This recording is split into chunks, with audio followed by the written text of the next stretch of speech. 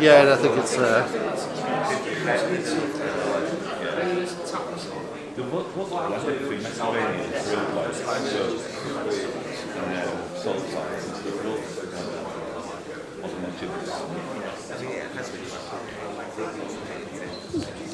Blackpool 1, test. Blackpool 2, test.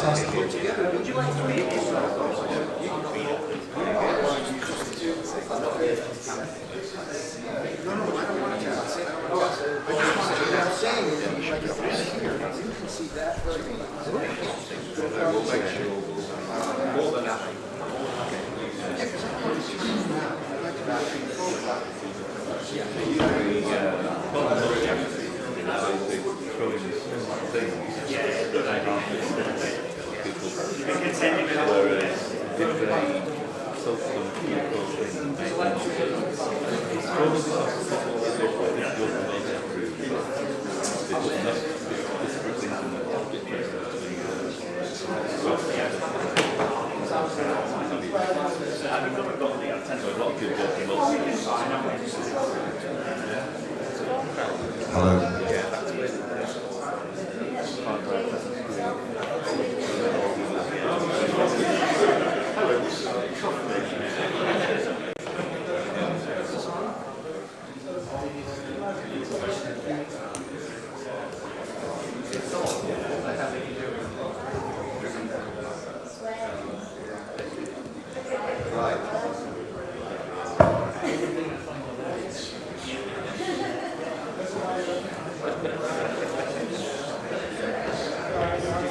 Hello, everyone. Hello, welcome. Wow, this is a lovely crowd. Thank you all for being here. My name is Warren Davis. I assume most of you know that, or you wouldn't be here, right?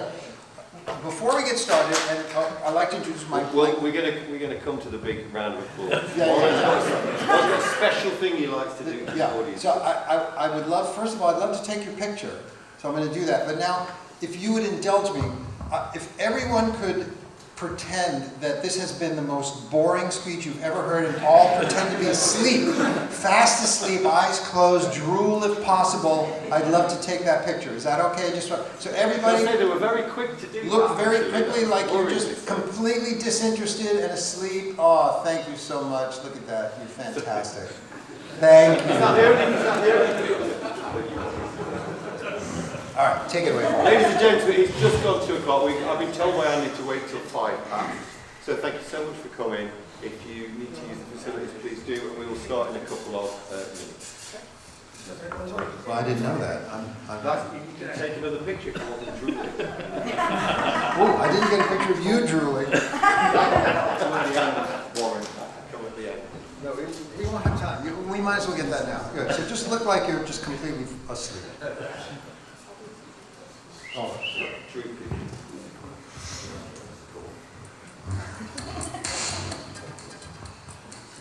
Is Madeline here? I heard you found the Cubert? Yes? You found it? How'd you do? Wait, say again? You'll work on it. You'll work on it. What time are we waiting for? 2:05? Wow. This is going to be the longest 2 minutes any of you have ever experienced.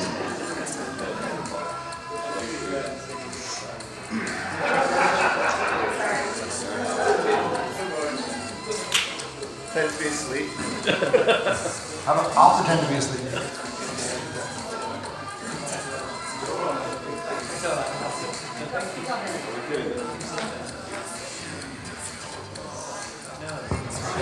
Hey, happy Sunday! Hey, Blackpool! Thank you so much for coming to hear some very interesting stories about old video games. My name's Paul Drury. I write for Retro Gamer. I've been ably assisted by my mate Martin Cowler, who also writes for Retro Gamer. I also co-host the Ted Dabney Experience podcast, a little plug there. And actually, today's guest was the very first guest on our show. I'm very proud about that. But I was actually thinking of something, Warren, as I was walking around that hall, crammed full of video games. I started thinking, every single one of those games has got a story behind it. A story about where the idea started, how it changed, how it evolved, how maybe the designer didn't quite deliver what he wanted to deliver, and all the challenges on the way. Every single one of those games has got a story. So I thought, you know what would be good? If I could get someone who'd been making games for 4 decades to tell us about some of the stories behind the games, to take us behind the scenes of some of his games. Ladies and gentlemen, he's come all the way from California. Can we give a huge Blackpool welcome to Mr. Warren Davis?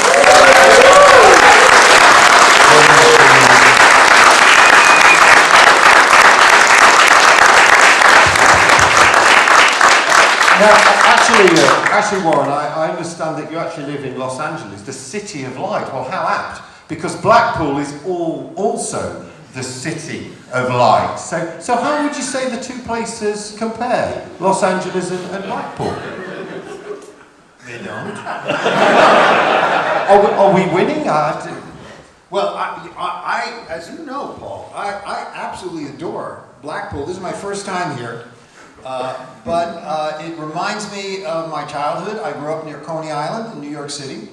Coney Island is very small compared to Blackpool. Blackpool is huge. But Blackpool does remind me of the New Jersey shore towns like Ocean City and Atlantic City, which I adore. I absolutely love being by the ocean. I love the amusement parks. I love all the tourist traps and the terrible food. That is very nostalgic for me, and I felt very much at home here when I was touring. Can I testify to that? Warren was the most enthusiastic visitor to Blackpool there's been for a while. Okay, we need to get him on the tourist board. Now, it's interesting though, Warren, because you mentioned about going to Coney Island and other places where there'll be amusement parks. And of course, with amusement parks come video games. Now, we're going to take you behind the scenes of 5 of Warren's game. And the first one that we've got playing in the background here is one that I'm sure all of our audience will have heard of. Cuba. Now, this was your first game. Correct. Your first game. Your first published game, at least. But surely, I mean, if you produce a huge hit like this, I presume that you'd spent many, many years before maybe making games on a home micro in your bedroom, something like that. Is that what it was like?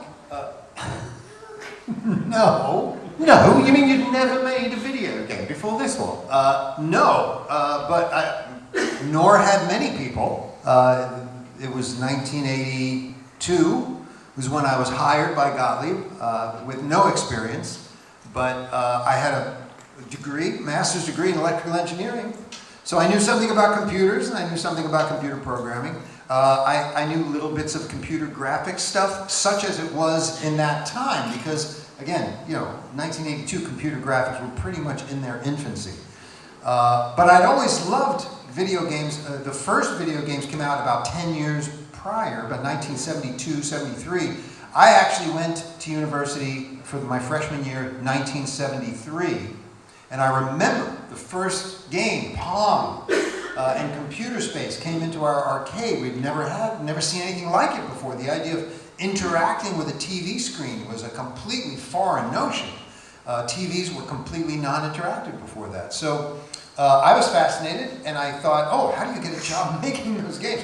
Even as a child, you know, with a fascination about computers, which were room-sized when I was a child, I always liked the idea of using a computer for entertainment purposes.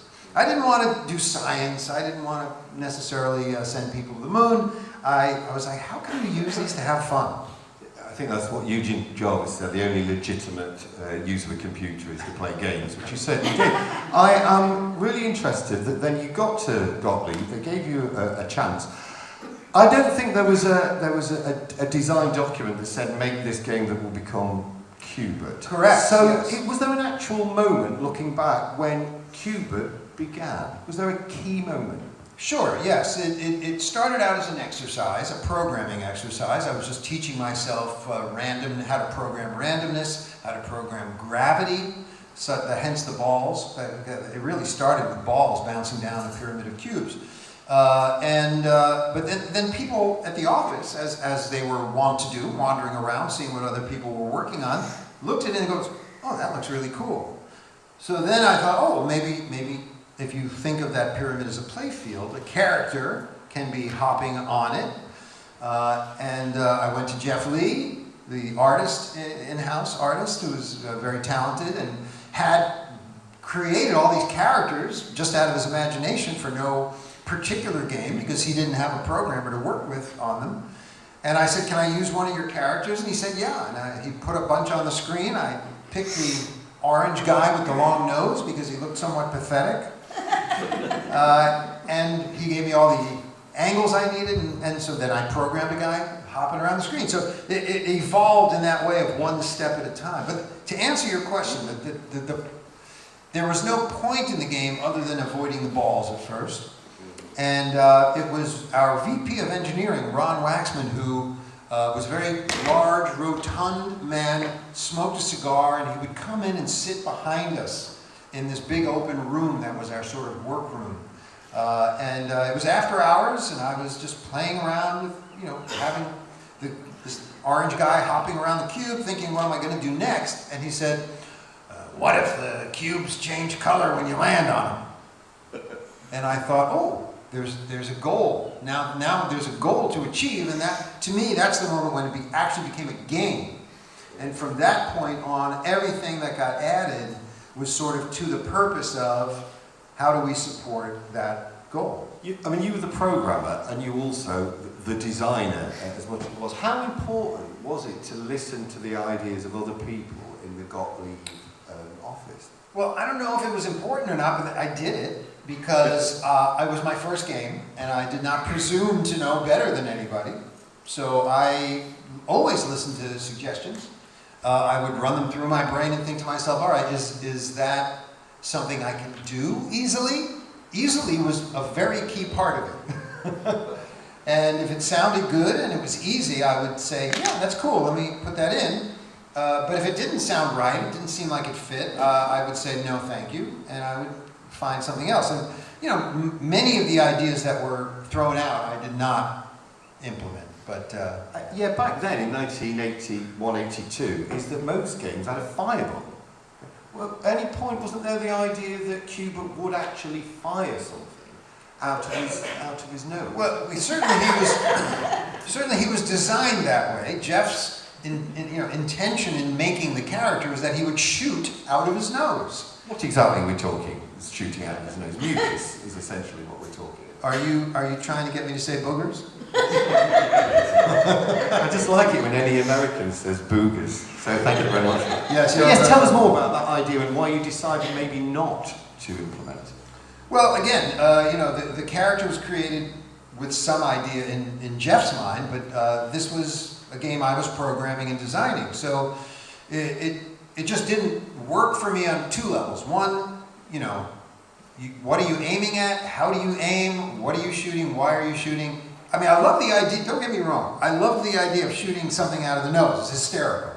But it seemed very complicated because this obviously is not genuine 3D. This is a pseudo 3D game. It's completely 2D in reality, so I would have to figure out, without floating point processors, how am I going to do the math to make sure I'm colliding properly and all this stuff.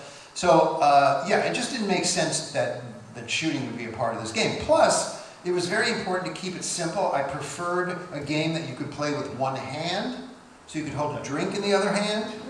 Always useful. So I didn't want to have buttons or anything like that. I just wanted to keep it simple. Okay, well, talking about keep it simple. Now, Warren, I would like you to take us behind the scenes. So I've asked Warren to pick out some key images or videos to talk about development. So the first picture you put, now I presume you picked this one to show that wonderful head of hair and that gorgeous, voluptuous beard. Is that why you picked this one? Yes, yes, and of course the chest hair exposed, but That is very early 80s, actually. yeah. You can almost smell it. Okay. Yeah, and the size of the glasses too. But no, anyway, why have you picked no, this that, picture? that had nothing to do with it. This happens to be the only photograph I have of myself in the midst of developing Qbert. I never thought anything I was doing was worthy of history, so preserving things was not a high priority for me. I was just trying to make my first game. But there are some key things that are actually interesting in here. I'll just point out that this thing here is called the blue box, is what we called it. It is a blue box. It was our development system. It took 9-inch floppy disks. I mean, you know what a floppy disk, but you probably know them as having a little hard case and they're sort of small. But these were genuinely floppy disks that were 9 inches square. It connected to our hardware through a ribbon cable. This was our actual board, the electronics. Now this is interesting as well because I didn't have a cabinet when I was developing it, and so they basically mounted a joystick on the bottom end of a plastic Tupperware container. So I don't know if you know what Tupperware is in this country, but We have Tupperware parties, don't we? We're yes. very, very aware of the So that's Tupperware what- scene. And you can also see that it was mounted up, down, left, right, but I rotated it into a diamond for the game because that was the way you need to move. Up to the right, up to the left. This did throw people. When people tried to play the game in the office, they would rotate it into square and then completely not be able to play. And I'd say, no, you have to rotate it. And they were like, anyway. I guess the only other thing of note is you'll see the pyramid is actually upside down. And the reason for that is I believe I was programming the cocktail version where 2 players sit opposite each other. So the screen has to be programmed to rotate upside down between players, that's all. That's a slightly better Yeah, picture of this is- the imaginatively titled blue box. Yeah, which it has a real name. It's something like the Intel MDS80, or I don't even know what it is anymore. Okay. The next picture, I want to know why you picked this, which seems to be the expletive that Qbert utters when he falls off the... Right, he's killed. right. So what's particularly significant about this? Because it's actually on the marquee, isn't it? Yes, that is on an actual marquee. Basically, when I was developing the game, I did not have the name Qbert. It was just, I called it the Cubes game. That's, and I think we have a thing of the code. Oh, we do. Which We yeah. do, yes. And of course, you cannot read this. I know it's very tiny, but if you looked at this, you would see that there's no mention of Qbert or Coily or any of the names. That all came much later. I just called the player, P-L-Y-R. That was my name for the player. But the reason that we had no name for the game, so when it came time to put it out on test, our VP of Business Development, Howie Rubin, a very out-of-the-box thinker, is a nice way to put it, who I love dearly, by the way, don't get me wrong, I'm not trying to disparage her, but he said, why don't we call it this? And we were like, what? How are people going to refer to it? He would say, if this game is as good as I think it is, they'll find a way. Do you think, can I just say, do you think that would have happened, arose by any other name? Do you think that would have happened? Well, this is years before Prince changed his name to a symbol. Yeah. Which then became the artist formerly known as Prince. So what would people have called it? The cursing game, the blah, blah, blah, blah, blah. I have no idea. The nose game. Anyway, we can see how significant. So, now, you picked this particular front cover of a magazine. Oh, so yeah. Why have you picked this one? Well, it was interesting because the focus of this article, which came out right after the game was released, the game was very popular upon its release, let's put it that way, instantly. And as an American-made game, most of the hits were Japanese. Most of the popular games were Japanese games. This article made a point that both Joust and Qbert were both hits that came out about the same time, were both American-made games. So they did a profile of Joust and all the makers of Joust. John Newcomer, Eugene Jarvis was involved, Ken Fidesno was the VP of Engineering, and all of their names were in the article. Well, they interviewed us at Gottlieb, and Gottlieb would not let them use our names. So I was referred to as D, the letter D, Ziner, Z-I-N-E-R. I think we see what they did there. Yeah, yeah. And Jeff was known as R-Teast. Brilliant. Whoever wrote that deserves a payoff. Yes. And then Dave Thiel, who did the sounds, I consider the three of us the Kubert triumvirate. Dave was referred to as J. Walkman. I love that one as well. That's such a cool name. Little dated. But, okay, so can I just ask you on that, did you rather resent the fact that you weren't credited, particularly when other designers from other companies have been credited? Was that annoying? Well, if everybody was not credited on, industry-wide, I think we would have been okay with it. But because, Williams obviously had no problem publishing everybody's names, we were a little resentful, and we expressed that. And I think what happened was, the management sort of changed their tune. So when I did Faster, Harder, More Challenging Kubert, which was the unreleased sequel that came out was done, I shouldn't say it didn't come out because it was never released, but it was done very, very much right on the tail of Kubert, but we were allowed to put a credits page in. So you were right on the cusp of that Yeah. change. You were also on the cusp of video games having a life outside the arcade. And the one more picture you picked here is this picture. So why have you picked this? Well, again, it's hard to imagine now, but in 1983, Kubert was everywhere. In mainstream news magazines, I don't know if we picked this or not, but it was in Glamour magazine. Quite rightly so. With that chest hair, I'm not The New surprised. Yorker Oh, sorry, magazine. no, Cuban, No, not it you, was sorry. just, and so the licensing department at Gottlieb really jumped on it, and they licensed over 100 products. And nowadays, when I go to a show, I see, I see things like, these products. Sometimes they're little mini museums that have old Kubert things, and sometimes people are selling some vintage Kubert swag. It even went so far as that you actually made it onto television. So this is only a minute long. This isn't an intro to the Saturday morning TV show. Yes. Did you have any involvement? No, none of us did. Neither Jeff nor David nor I. As far as I know, nobody at Gottlieb had any involvement. They just basically said, "Hey, make a cartoon with this guy." Was that shown ever here? The Saturday morning Super? I don't think so, It's unless probably- anyone tells me otherwise. But basically, it was a Saturday morning cartoon where they rotated between Kubert, Frogger, Donkey Kong, and there was one other. Right. But the thing is, a lot of people after Kubert in the industry who would know us would say to us, well, "What were you guys smoking when you came up with Kubert?" When we saw this cartoon, we said, "What were these guys smoking when they came up with this cartoon?" Because he had arms, he's wearing a high school Letterman jacket. It was A lot of issues going on. Yeah. Now, thank you. I'm conscious of time, so thank you so much for taking us behind the scenes of a game that I'm sure everyone in the audience have heard of. We're going to now take you behind the scenes of a game that probably you haven't played. It was a game called Us versus Them, and the reason it's particularly interesting, it was a Laserdisc game. So I think the first thing I'd like to ask you, Warren, is that can you recall the moment when you first saw a Laserdisc game, possibly Dragon's Lair, I don't know. And I just wondered what your thoughts were, particularly as someone who I know is interested in movies. Yes, I do. And Dragon's Lair was the first experience and exposure I had with a Laserdisc. And Laserdisc games felt like they opened up a completely new world. Because obviously we're living in a world with 16 colors and very coarse pixel resolution. Screens were usually 256 pixels by 240 pixels. So to see full video, just like you'd see in a movie theater, was mind-bending and felt like it was the second coming for the industry. And I'm not the only person who felt that way. A lot of people in the industry thought this is going to revolutionize the industry.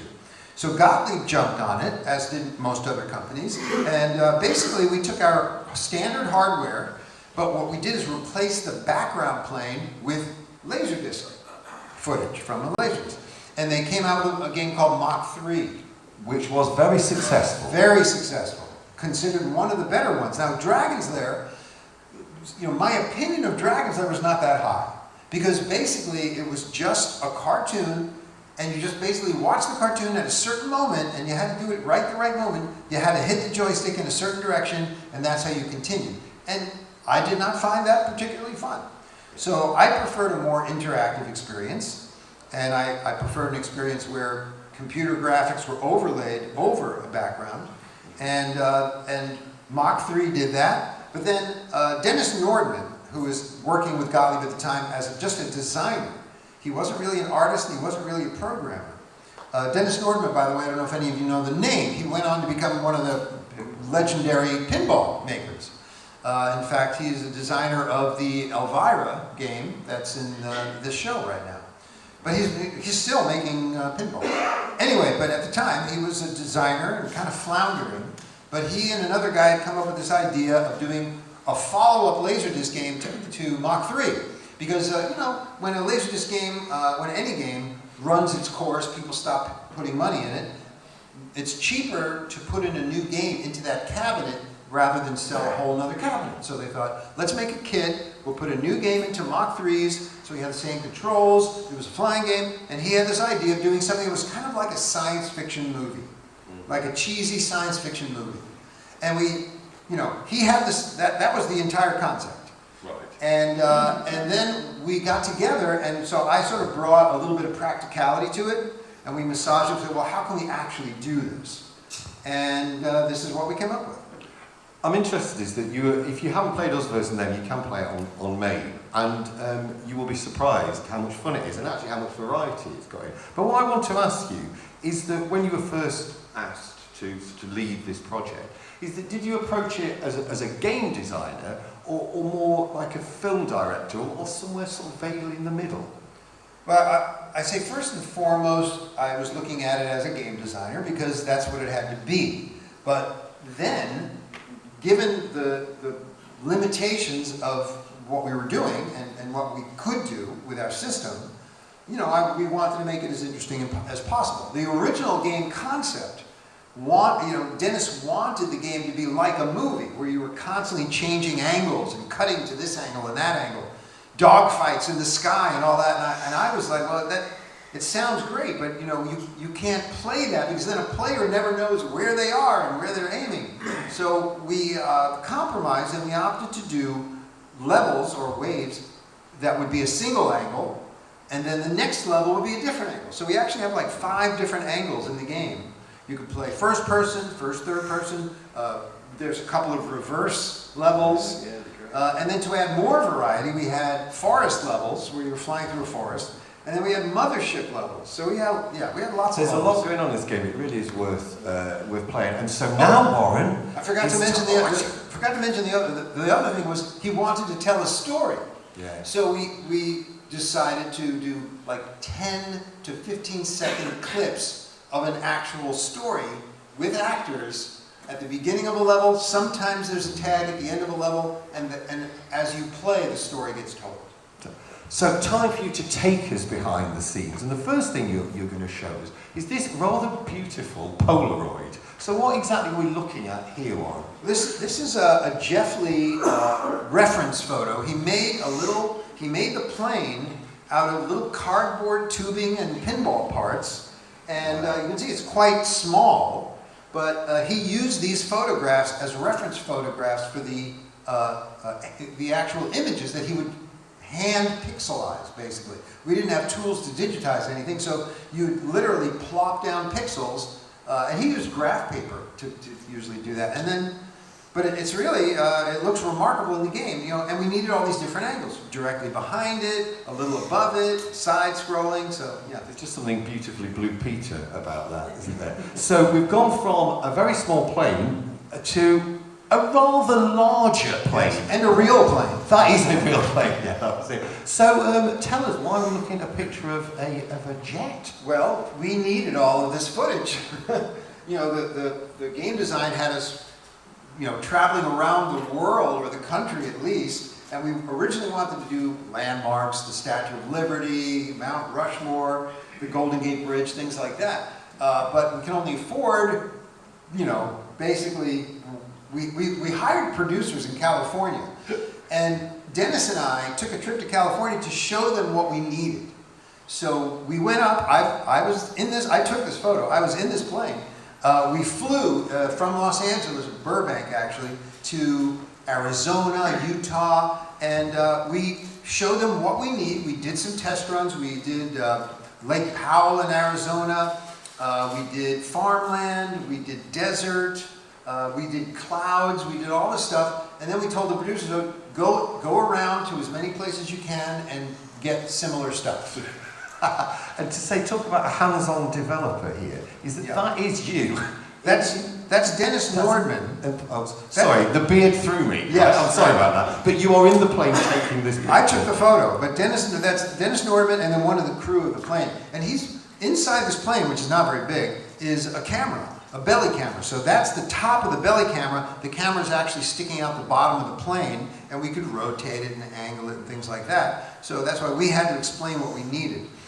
We also realized we had to, even though you're in a Learjet and you're moving very fast, you have to speed up the footage. So for 1 minute of footage, which the levels are about a minute long, we needed to fly in one direction for 5 minutes to get that level. Were you actually shouting instructions to the pilots from the back of the plane? Well, I don't know that we were talking directly to the pilots. I think we spoke to the Clay Lacy people and they did the rest. They interpreted. Well, we're going to go from a plane to a helicopter. So why have you changed vehicles now? So while the producers that we hired in LA were off going to the West, they actually went to San Francisco and Hawaii, and I think that was pretty much, and Hollywood. They did their own Hollywood shot, going over the Hollywood sign. But we were in Chicago, and we thought, well, Chicago should be represented. Yeah. So somehow, I don't know how, I was not involved in the actual producing of any of the stuff, but I was always along.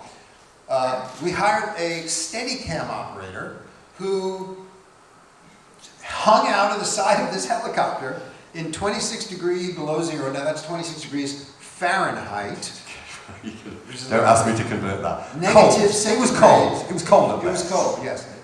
And we flew over Chicago and got some Chicago footage. And we actually got permission to fly over the Chicago River, you know, which is all skyscrapers, but we were lower than the skyscrapers. There were skyscrapers. I think the next thing, you're going to show some of that footage. So I think that's, that's literally Now, the footage there. This was reversed. So this was actually the end of the run. But yes, we are flying over the Chicago River at a fairly low altitude in a helicopter. That was terrifying. It really was harder in the old days to make video games. And that's in the game. And then this is another shot. We got a side-scrolling shot for a different level. We even get a little of the interstitials there. Yes, another part of the game was what we called interstitials, where you would cut away from the main action to see something happening on the ground, which is usually a gag, just for a laugh. And I kind of resisted that for the same reason I resisted changing angles during the level, but people loved the interstitials when they played it. We have gone from an urban landscape to very much a forest landscape now. So tell us then, what's going on here? So the game was being developed in the fall of 1983, and Return of the Jedi had come out. And one of the guys that came up with the concept thought, oh, what if we do a forest level like in Return of the Jedi? And he knew of a forest in Kalamazoo, Michigan, where the trees were planted in rows so you could get different kind of angles, and it worked out great. So here's our intrepid Steadicam operator. By the way, I also mentioned the Steadicam was a brand new device in 1983. It had only been out for maybe a year or something like that. And he was one of 2 Steadicam operators in all of Chicago. So. Okay. And we're going to see some of the footage, is that right? This is the raw footage. Oh yeah. So this is raw footage. Yeah. God, he could Sped run. up. This guy could run. Sped up. Oh, well, sorry, right. But the idea here was that, you know, he would run and then sort of zoom, you know, move into a tree, which I then would have to isolate in editing, and the idea is your plane had to avoid that tree, which would be in the middle of a screen. So this was I did all the editing on this project, which I loved, because as Paul mentioned, you know, I was always interested in filmmaking. My career could have gone in 2 directions, either filmmaking or computers. it ended up going in computers, but I kind of got my filmmaking Jones here. You did, and the next thing you want to show us actually alludes to the fact that this is a script. Now, back in 1983, 84, not many video games would have a script, but yours did. So, is that your is that your writing? Yeah. So, you know, Dennis and another one of the designer guys, Dave Faust, came up with a script, and then I kind of did a pass on it. And the other thing we decided, this is my idea, I thought it'd be more interesting for replayability if certain scenes were filmed twice with different dialogue, different angles. So you'd be playing the game and you'd be like, oh, I sort of saw that scene, but it seems different. And that's what we did. Brilliant. And we're just going to have one last picture of some of the cutscenes, I think we'd call them now, are in what looks like a kind of command centre as well. Yes. So were you there telling the actors, you know, once more with feeling? Yeah. I directed the actors, and the guy who was from the production company, they built the sets, they did a fantastic job. We hired the actors, we had auditions. In fact, the guy who plays the, you know, Robert Stack-like handsome commander was a friend of mine. And he was an actor and a model, and he did great. So, but the guy who was directing it, you know, he was making it very boring. And I was like, no, let's give it a little dramatic, drop that camera, have a more exciting angle. And then he didn't know how to direct actors at all, so I was directing the actors.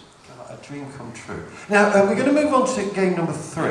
Now, we've actually got footage here of a game that, again, I think now it's a game that many of our audience would have seen, and it's Nog. But we're not really talking about Nog. You didn't work on Nog. What we are talking about is the whole concept of digitised graphics. Just before we get there, we need to acknowledge that Nog, and some of the games we're going to talk about now, were not made by Gottlieb, they were made by Williams. You left Gottlieb, or Milestar as it's been called. So I just wanted to ask, is that moving from one company to another, was Williams a very different setup from the one you left at Gottlieb?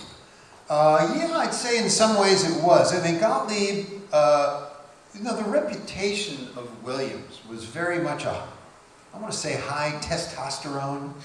You know, you're talking about Defender, Stargate, Robotron, Sinistar. You know, okay. I mean, Gottlieb had Hubert. Okay. They were looked upon differently, even in their pins, even in their pinball games. Eugene Jarvis was at Williams, and I certainly knew of Eugene Jarvis being in the industry, and he was a god then, you know, with Defender, Stargate, Robotron, and Larry DeMar. And when Gottlieb was shut down, I didn't leave it, they were shut down while I was still an employee, so I didn't have a choice. I left the industry for about 1.5 years, and then I was invited back to join Williams. So there was a slump, and this has to do with arcade history, but around 1984, the arcade industry just died. And Williams ended up firing or letting go a lot of their staff. But then, 1986, things started picking up again, and so I was hired to be a programmer for Williams. And initially, you worked on Joust 2, which I think is a great game, much underrated, even though it has its flaws. But then you get involved in this whole idea of digitised graphics. Yeah. Can you tell me about what the tech was like back then? Sure. Well, again, we thought Laserdisc games were going to change the industry. That did not happen, because Laserdisc games were found to be faulty in the field. They would overheat, dust would be a problem, games would skip, people would lose their games, and they just were not ready for prime time. And so it was really a big disappointment, and it kind of led to that big crash I just talked about. So Laserdiscs were no longer there. People were not making or buying Laserdisc games. So what's next? Well, right now, then we're back to 16 colors, yeah. But memory's getting cheaper, and so the next step would have been, instead of 4 bits per pixel, which is 16 colors, you go 8 bits per pixel, which is 256 colors. Which seemed magical at the time. Yes, so in 1986, Williams was planning a 256 color system. That would be their next system. Eugene Jarvis had left Williams. He was getting an MBA in California. But as it turned out, he came back before that system was finished, and he put his own stamp on it, and we changed the design of that system because of Eugene. And we used a different processor and everything. But my involvement was, I thought, oh wow, with 256 colors, perhaps we could get something a little more photographic.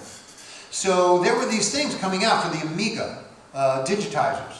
One was called DigiView, one was called A Squared, and I started experimenting with this to see if, how to make digitized images and if we could actually reduce the number of colors from thousands to something that would fit into our newly 256 thing.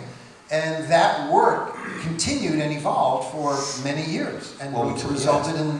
I've shown another game, perhaps one that's at that time was perhaps the most associated with this whole new technology of digitizing graphics, which is of course Mortal Kombat. Can you tell us how, again, now you've been making games, you've been the lead designer. This is definitely a different role. You're providing the tech behind it. Yeah. Did that feel strange to you, not being in the same kind of role? Well, I just wasn't working on Mortal Kombat because other people were. So I was, this whole thing of making a digitizing system was sort of a side gig.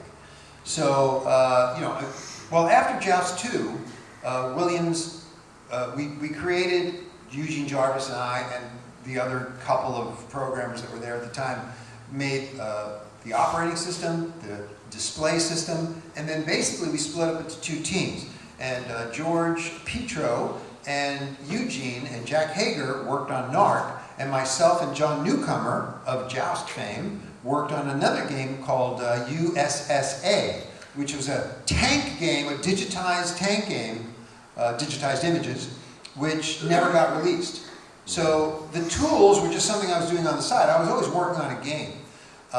It turns out I actually left Williams after that point. I went off and did Exterminator for another company, but then I was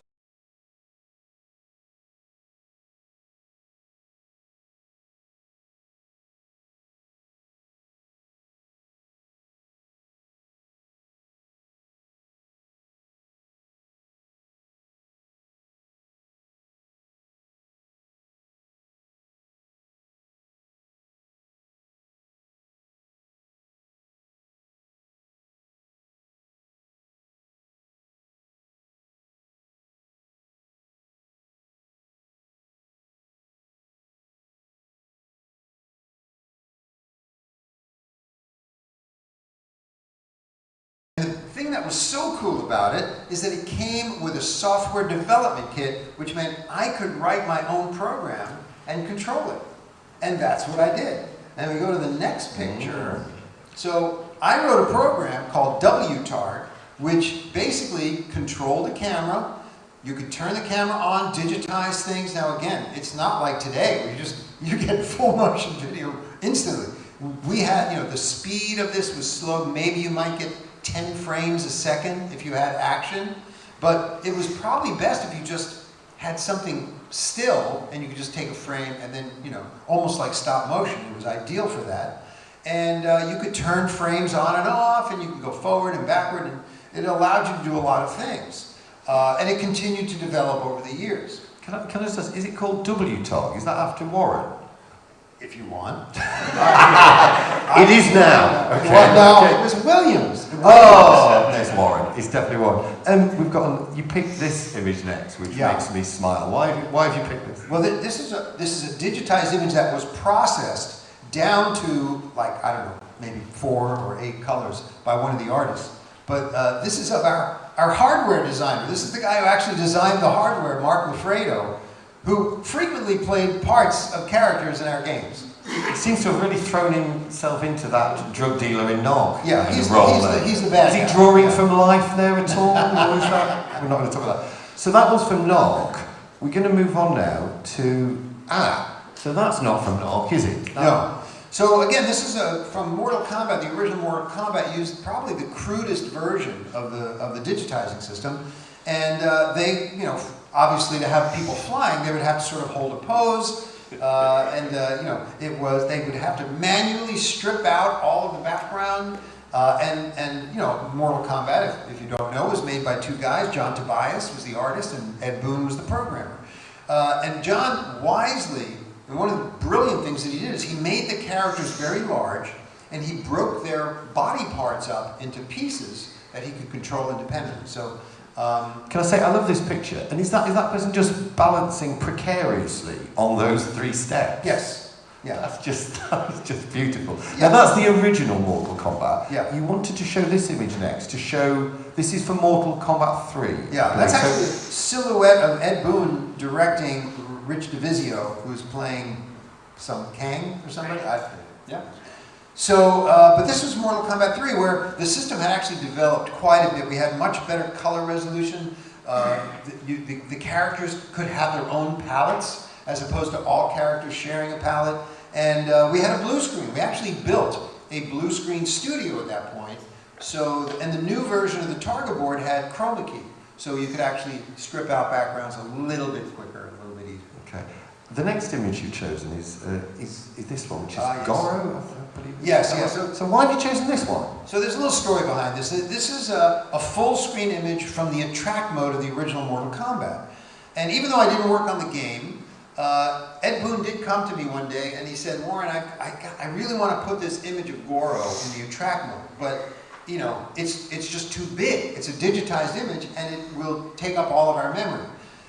Do you know of any compression algorithms? Can we somehow get it compressed? And I said, well, let me take a look and see what I can find. So I did find a compression algorithm, compressed it. The data was small enough that he could put it in the game. I gave him the decompression algorithm to include, and poof, it's in the attract mode. So then I said to him, well, yes, but you're going to have to pay me a royalty now on Mortal Kombat, jokingly. And months later, when Mortal Kombat was a huge success, I got a very large check as a thank you. Well, I don't know if it had to do with what I said. It might have, I really don't know. Okay, it wasn't the only game that this technology contributed to. Here we have NBA Jam. And once again, Mr. Warren Davis is getting his cheeky little face in the game. So that's you there, isn't it? Yes, so I don't know if you know, but in the NBA Jam Tournament Edition, it is possible to play secret characters.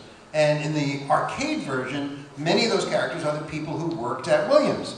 So I was one of them, and I remember I was just at my office working, you know, doing whatever I was doing, and somebody came in, hey, can you come to the studio for a little bit? Sure. And so they said, we're going to put you in the game. So basically, I just had to stand in a spot and rotate, and they got 8 angles of me. And you can, if you put in my initials and birthday, I will come up as the player, and then my head is actually on the body of the player during the game. Who needs Michael Jordan when you've got Warren Davis? We talking about mixing with the stars somewhat. We're going to move on to game number 4. Now again, this is a game that I think plenty of our audience will remember, not always for the right reason. Ooh. This is Revolution X. So I think that the first thing I want to ask is, this is a gun game, although not your first gun game. You had worked on Terminator 2. I just wondered what you learned from that project that you then took to this project. Well, Terminator 2 was in process when I was rehired at Williams. I came to replace another programmer who had quit, but because I was familiar with the system, they thought I'd come up to speed quickly, which I did. And I also improved the digitizing system for Terminator 2 and was able to use clips in the movie using the compression I had learned from Mortal Kombat. So a lot of that stuff, but the side-scrolling, the multiplanar side-scrolling in Terminator 2 I thought was a little limiting, and I thought it would be nicer to have a little bit more freedom. So I came up with this background system for Revolution X that lets you move in 6 directions: forward, backward, side, up, down. You can even have, you're on rails basically, so you can pre-program a path for the camera, which we had a tool that let you do that, so you could see where you were going and all that. It was a beautiful tool. And everything is billboards. It's not, again, not real 3D. It's pseudo 3D. But, and yeah, I don't know, what else can I say? Yeah. Well, I just want to ask you then. And we had Aerosmith. Well, yeah, I mean, Eric, so when someone said, we are going to put Aerosmith in a game, did you think genius or bonkers? Oh, genius, my God, yeah. Aerosmith was one of the biggest bands at the time. It's like, if we can get them, that's a huge get. And of course, actually at the time, both Steve Tyler and Joe Perry were known as the Toxic Twins, I understand, due to their industrial levels of consumption of drugs and alcohol. So I presume you thought we're going to be able to party like it's 1999. No. Oh, no, they were clean by then. They had gone clean. Yes, The catering, it was all very healthy stuff, and things like wheatgrass juice and stuff. They were totally clean. Wheatgrass juice is not a code for meth or something, it's literally wheatgrass juice. I don't know what it is in this country. Okay, Warren, take us behind the scenes. And the first thing, picture again, we're going to show you, is this is a promo for the game, I believe. Yeah, this is a little promo for the game. And you'll see me in it. I'll pop up a couple of times. My role during the shoot with Aerosmith was of the clapboard, you know, the scene. So that's me. There was me. And we had them for 3 13-hour days in our studio, our Bruce Week studio. Can I ask you one? Did they, I mean, they're a massive band, did they just dial their performances in, or did they really, you know, get involved or watch it? Oh, they were involved. No, they were totally into it and did everything that George and Jack Hager and George Petro were the leads on the project. I was a senior programmer, and they did everything. They were so enthusiastic and cooperative, and yeah, it was just fun. It was a grueling but fun shoot. Fantastic. We'll just go on to, I believe that is Steve Tyler. So, come on, these are household names. So, did you get a hangout with Steve? What was he like?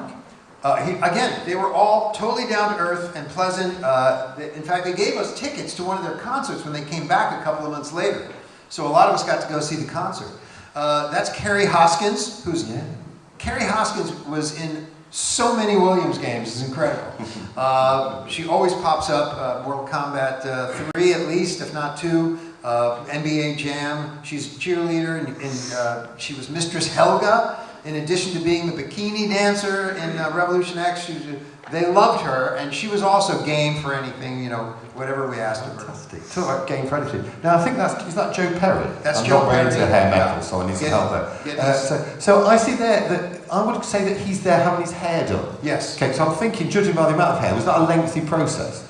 I don't recall the time, Paul. I was not heavily involved in the makeup side of things. I was really hoping that it actually applied some of that makeup. How disappointing one. But it sounds exactly like a film shoot, the fact that you've got hair and makeup and a clapperboard. So again, did you feel like you were like, hey, hang on, now I am being that film director that, you know, I'm once alluded to? You know, being the clapboard guy is not the most glamorous job. But no, listen, I was very happy to be there. We all understood we had to play our roles because there were a lot of things that had to get done. Okay. And that's Jack Hager standing on the right, by the way. Well, actually, we'll skip a bit because we wanted to. That's you with the famous clipperboard. Well, there's a story here too. Just that's me in the clapboard. But I'm standing with Tom Hamilton, who is the bass player. But Tom Hamilton was my celebrity urination story. Well, you didn't think you were going to leave without a celebrity urination story. Everybody should have this is not a length story. Celebrity urination story, and no, it was, I was in the bathroom at the urinal, and Tom Hamilton just walks in, plops himself next to me, and we just start talking. And it was very surreal to be talking to a famous rock star while you're peeing. Did you maintain eye contact throughout? I was trying not to. Let's move on. Say no more. Okay. I will say no more. You're very good, actually, Warren, seriously, at always crediting the other people that are involved in projects. So the next couple of pictures, I believe you've chosen for that very reason. Who are we looking at here? So this is Jack Hager, who was our lead artist on Revolution X, as was on Terminator 2. Jack is an incredibly talented man. And then, of course, Steven Tyler. Okay. And also... And this is George Petro. George was the programming lead, again from T2. We basically took the T2 team and rolled it into Revolution X. It's essentially the same team. Okay. Let's have a look at that team. Yeah. So this is, I love this photo, but this is our Revolution X team with Steve Tyler, who is touching my back. So just remember that. Sorry, what, in case it goes to court? Just the back. I gave him permission. That was consent is everything, people. Yeah. Can I just say, it looks like a really happy team. Do you have very happy memories of that time? Absolutely, absolutely. It was surreal. It was amazing. I mean, and honestly, you know, other things would happen too. The celebrities would be through our offices all the time. A lot of them were doing voices for the pinball machines. So, you know, if we were doing the Addams Family, you know, the actors from the Addams Family would come to record dialogue for us and things like that. The other thing, I will mention this. We did have Steven Tyler. People were having Steven Tyler call their wives. You know? He may have known them already, actually. But yeah, no, they were so cool. They were very cool. Okay. Now, of course, making a game is all about the team, Warren. It's all about the team. And yes, oh, hang on, you managed to get your own little cameo there. Listen, in Revolution X. Yeah. For the amount of years I was in the video game industry, you will find me in very few video games. I inserted myself very little. But if you've ever played Revolution X, in the jungle level, when you go into the building, there's this guy behind the desk who immediately ducks down. There's barely time to register this person, and it's me. But, and then I start lobbing grenades at you, which you cannot, you can shoot the grenades, but you can't shoot me or the desk. You have to shoot the chains on top of the sign. That's how you get rid of it. Of course you do. You will not be lobbing grenades at all. Now, I'm going to finish now. We're on the fifth and final game, but I'm absolutely delighted about this because I know this is a retro show, okay, but right, after Williams, you stayed in the industry. You worked for Disney a while, and also you worked for Universal Studios, I think, on Spyro. So you stayed in the industry for a while. A little bit, yeah. Okay. Till about 2008. 2008, okay, so now that's 16 years later. Oh my God, we've got a new Warren Davis game. So I suppose my first question is, what lured you back to making games after all those years? Well, I have a friend who runs a company called Tribble Toys. And he's been bugging me for years, probably about 10 years, to make a Tribble-themed game. And I always said, yeah, well, you know, because I know he has no money. And I was, you know, making a game is not something you just do, you know, I don't do in my spare time. So he, you know, like I said, bugging me for years. He eventually did go to somebody who did a game for him, and he was not happy with the way that turned out. And it just turned out last year sometime, I was just thinking about Tribbles and what a Tribble game might be. And I came up with this idea, a very simple idea. And I was able to mock it up in Unity in about 2 days. It's a simple game where you either feed Tribbles to make them multiply, or you withhold food from them to make them die. And the idea is you've got a target number of Tribbles you're trying to maintain. You have to reach a certain target population. And that's all you do. You either feed them or don't feed them. And you have a certain amount of time to get to this population. So I pitched it to him, and he said, sure. And I hooked up with I'm not having any experience making phone games. I knew a little about Unity, but not so much about making phone games. So I found a couple of people I had met at a Free Play Florida, who I knew ran their own little company, were interested in making arcade games. And I asked if they would like to work on this. And they said yes, so the three of us developed this game, which is called Hungry Tribbles. Yeah. And it is free to download. It's absolutely free to download. I would urge you to play the latest Warren Davis game. Can I just ask you a couple of questions, and then we'll go over to the audience? Is that just how different is making a game in 2023, 24, as opposed to 1982 when you began? What's the same and what's different maybe? Oh my God, it's so different. It's complete. Well, you know, a platform like Unity does so much for you. You still obviously have to do a lot, but it does so much for you. And of course, the unlimited colors. You know, digitizing is so much of an easier process. Yeah, in certain ways, it's much easier. However, you have this platform. You've got Android and you've got iOS, and they each have their own little difference. Now, Unity is wonderful. You just sort of export to the platform you need, but there's all of these things you got to know. And down the road, Google can change something, and suddenly your game will no longer work because they've changed some library. And so, whereas, you know, I remember games, I was done with Qbert. You can still play Qbert today, 42 years later. It's not changed at all. But any game that I make now, it cannot stay. You know, it might have to evolve, and it requires stuff. Plus, things like a global leaderboard. Yeah. We have yet to put it in. We'd like to put in a global leaderboard so everybody who plays there can see how other people are doing with their scores. But it's a third-party service. You know, you can't just do that yourself. I mean, you could, but it's much more expensive. For the last time, we're going to take us behind the scenes, very limited behind the scenes, this one, is there just, who's this guy, Warren? So this is David Gerald. He is a science fiction writer who wrote the original The Trouble with Tribbles episode of Star Trek. My understanding, I don't know the details of this story, but at some point there was a lawsuit between him and Paramount, who owns Star Trek, and he walked away with the rights to use Tribbles for his own purposes. He started... That sounds sordid, but okay. He started Tribble Games with my friend Miles, and he's sort of the silent partner, and Miles runs the company. Fantastic. And the last shot there is that I thought this was a good indication of how making games is different, because of course Happy Tribbles is free, but... Hungry Tribbles. Hungry Tribbles. I'm very happy with Hungry Tribbles, I'm sorry about that. Is that, however, it's got to generate some income, and that can be through in-app purchases, or it has ads that you can pay to get rid of. And I wondered whether it was difficult for someone like you, who started off making games where people just put in their quarter or 10 pence for us, to now kind of have to get revenue a different way. Was that a bit of a challenge? I wouldn't call it a challenge. It's different, and you do what you have to do. So we have ads, and you can pay a small amount to go ad free. We have links to the website where they sell his Tribbles. Now the other thing I'll mention. So this is his website, and he actually sells these Tribbles. You can buy them online. He goes to a lot of Comic-Cons, although not in the UK, and you can physically buy these Tribbles. And these are the Tribbles that are used in the game. So there are up to 10 Tribbles in the game. You can use 4. There are 4 standard Tribbles. 6 you can purchase a one-time small fee to add different Tribbles to your library. And all of these Tribbles are purchasable through his website. You can actually have a physical Tribble in your hand. I'm going to ask one last question before throwing it out to the audience. And so now you are back making games. Is this just the start of a... Let me finish the question before you shake your head, Warren. Okay.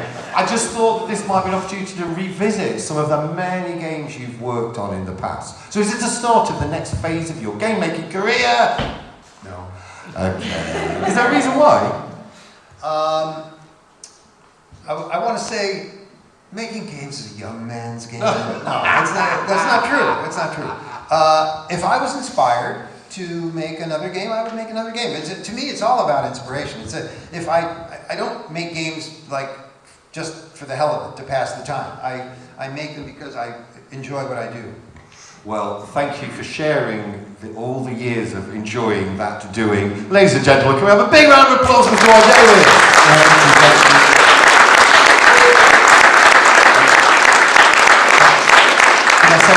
We're very good at deadlines, because that's bang on 3, but I'm just going to throw it out, and I believe we've got, so we can perhaps take perhaps 3 or 4 questions from the audience. So please, if anyone would like a question, could you indicate in the old-fashioned way of sticking your hand in the air? So we've got one there, thank you, and one over here, so we've got 3. Okay, yeah. Hi, Ron. I just wanted to ask you about, thank you so much for Cuba, and also Us vs. Them, which, as Paul said, is an absolutely brilliant game. I also wanted to ask about Exterminator. I mean, that's one of the strangest arcade games that I can think of. And what was the idea behind that title? I was in a bad mood. No. We were tasked, I was tasked with, I was working with a couple of old Gottlieb colleagues who had formed a small company called Pixel Lab. And we were tasked by Premier Technologies, which was actually the remnants of Gottlieb's pinball department, rising from the ashes to make more pinballs. Gil Pollock, who ran that company, decided to make a video game, and so he hired us to make a system. There was an old game that I made at Gottlieb, not to release, but just for fun. It was basically a game with disembodied hands that when you could use the joystick to move it around the screen, and there were flies. There were flies just flying around, and if you positioned yourself behind a fly and pressed the button on the joystick, your hand would close, and if you got the fly, when you opened up, a dead fly would just drop. This was enormously popular at Gottlieb. We just had it running in the office, and I pitched it as a game, one of like 3 or 4 ideas to Gil Pollock, just to sort of flesh out the pitch. I did not intend for him to pick that game. And that's what he picked. We'll do that hand game. So that evolved into Exterminator. That's why? Another fascinating game, Kim, you're right, it's one worth seeing, a great oddity. We've got another question here, and then I've got one at the back. I seem to remember from the Ted Dabney interview, you mentioned that Godly tried to get SIDs from Commodore, but they said, fine. Wait. SID chips, the sound chips. Oh, yeah. Yeah. Do you think that would have made a big difference to the quality of the sound in the games back then? It's hard to say. I don't know. I try not to dabble in what ifs, you know. Yeah. Because I'm not, you know, I'm not that prescient. Sorry. Yeah, I don't know. Thank you, that's a great question. Okay, and we've got one more here at the back. Hi there, Warren. Just a quick question regarding Qbert and obviously the way that games have changed in the digital era as we are now. Is there anything that you would ever want to add or change with Qbert at this point for reimagination, or is there anything else that you would be planning on ever adding or amending to the game? I would definitely leave the original alone. I did faster, harder, more challenging Qbert, which was my attempt at addressing what I saw were flaws in the original game. Whether or not there were flaws in the original game is up for grabs, because some people love it as is. They find faster, harder, more challenging Qbert too difficult. That's fine. But at least they're both out there now. But I actually was in talks with Sony for about a year about doing a modern Qbert game, because Sony owns the rights. I've never owned the rights. And they seemed to be interested, and we were progressing along those lines. And I had a game design. I had both a console game and a VR game design that I was very excited about getting into, but abruptly they decided they did not want to do a Qbert game for whatever reason. So yeah, there are things you know, because part of my disappointment is that over the years, all anybody has done is sort of rehash the original game. No one's actually done anything truly original with the character. And I have lots of ideas about what to do with the character. So I was hoping we would get something done, but sadly. It's never too late. It's not a young man's game. Not a young man's game. Can I just say, if you would like to know lots more about all the games that, apart from Hungry Tribbles, all the games we've talked about today, please can I recommend this absolutely brilliant book called Understanding Creating Qbert. Some fantastic stories, some fantastic insights. You write really beautifully, my friend. Lots of pictures as well. Warren will be in the desk at the Traders Hall over in the main area there. He would love it to continue the conversation. He would love it because these are bloody heavy and he does not want to take any back on the plane to the west coast of America. So come on, people. Think of his baggage, right? Okay. So honestly, it would be wonderful if you went over to the desk where you'll also find posters, cards, things like that. Can I just do a few thank yous? Can I thank the wonderful team at Play Expo, that's Andy, Steve, all the people that put this amazing show on. Absolutely brilliant. Thank you all for coming. Thank you particularly to Tammy, Warren's wife, who has been dragged this side of the pond, has come to support her husband in this whole process. Can I say thanks again to my mate Martin, who puts all this stuff together. And if you do want to hear more of Warren speaking, he was on the very first episode of our podcast, The Ted Dabney Experience. But the biggest thank you, okay, is to Mr. Warren Davis. Thank you, Warren.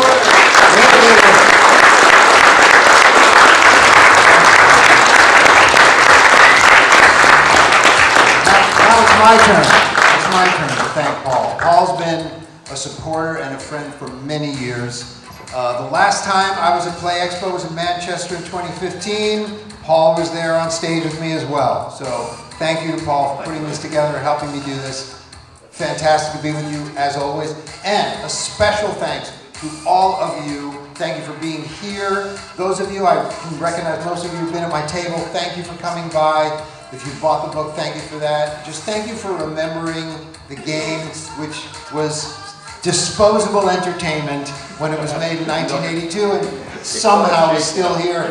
Thank you all. I appreciate it so much. Thank you for coming.